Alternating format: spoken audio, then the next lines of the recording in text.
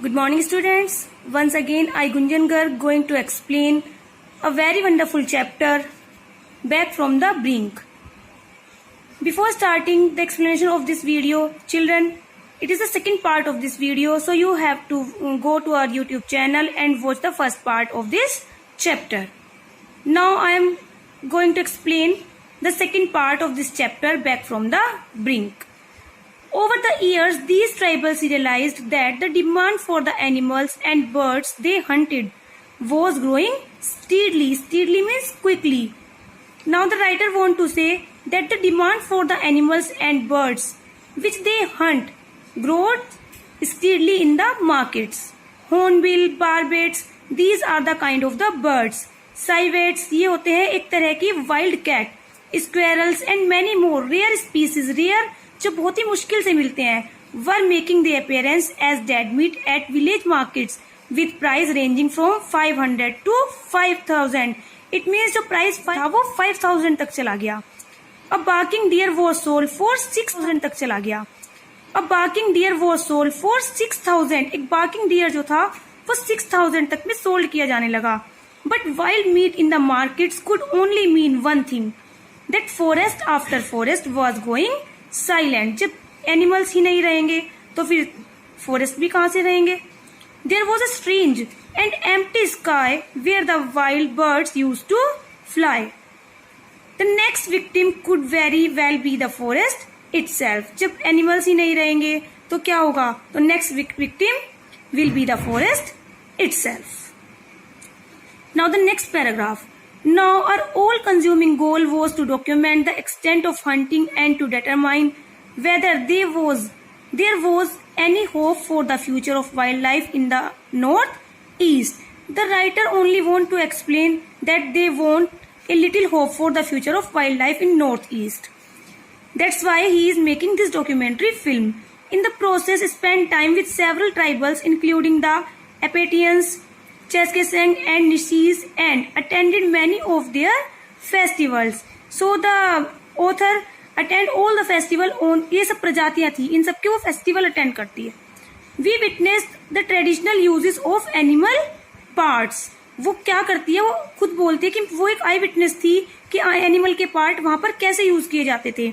Monkeys fur, cats claws, skin of bears and other animals, and the beak of hornbills. इन सब चीजों को वहां पे लोग यूज करते थे. On one occasion while filming in a village we came across a young boy who had just returned with a monkey kill. एक जो यंग बॉय होता है उन्होंने खुद से देखा कि वो एक मंकी जो होता है उसको मार देता है. He wanted to use the fur to make a new case for his due dagger. यानी उसकी जो गन होती है उसका एक केस बनाने के लिए केवल वो उस मंकी को मारता है. His reason were simple. He was attending a wedding and it was a matter of prestige. Prestige means respect का मैटर था ये, कि अगर किसी के पास ऐसा केस होता था तो it would be much better than the other boy daggers cases. क्योंकि ये अदर केसेस से अच्छा था तो वो केवल इसीलिए एक मंकी को मार देता है. In Chizami village, Nagaland, the interviewers with different generations of hunter revealed some interesting facts about the decline in wildlife here. The writer says that in Chizami village in Nagaland, the interviewers did with different generations of hunters revealed some interesting facts. अलग अलग generation के अलग अलग hunters ने उनसे अलग अलग interesting facts बताए about the decline in wildlife here. The old hunters had intimate knowledge of the animals. जो old hunter थे उन्हें intimate मतलब बहुत सारी knowledge थी animals के बारे में. Their habitat, their food, even their smell also. They could identify the animals from the photographs very easily.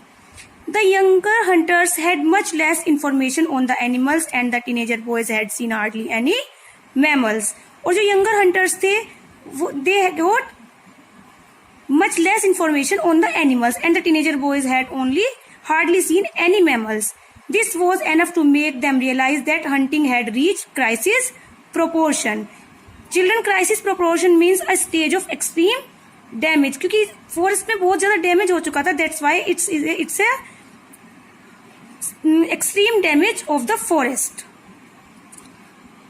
In January 2007, the tribal people of Ranchi village had arrived at a consensus, a self-imposed ban on hunting for 3 years was the only way to reverse the situation.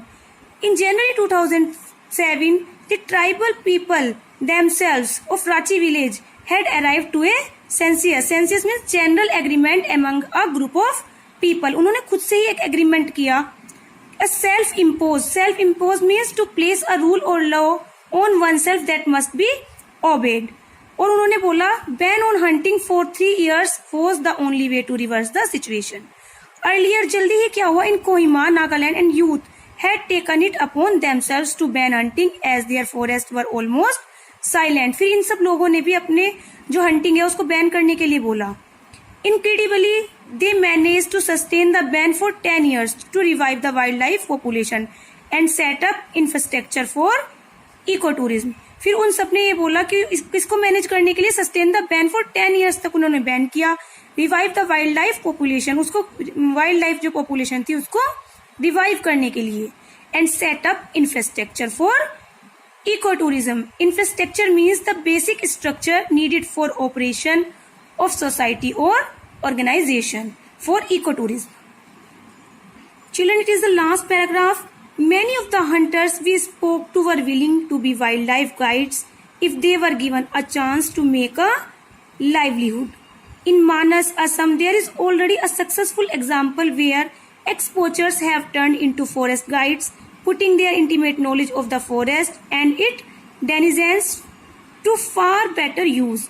A powerful example of change. These are first steps, positive ones, towards a more sustainable future. They have proved that protecting and preserving our forest and all creature, great and small, is not a spectator sports. बहुत सारे जो एक्सपोचर्स थे उन्होंने अपना जो उनका livelihood का वे था उसको चेंज किया because they want to save our forest, our wild animals. Watching this video, students, I hope you understand. If you don't understand, kindly go through this slide twice. Thank you very much.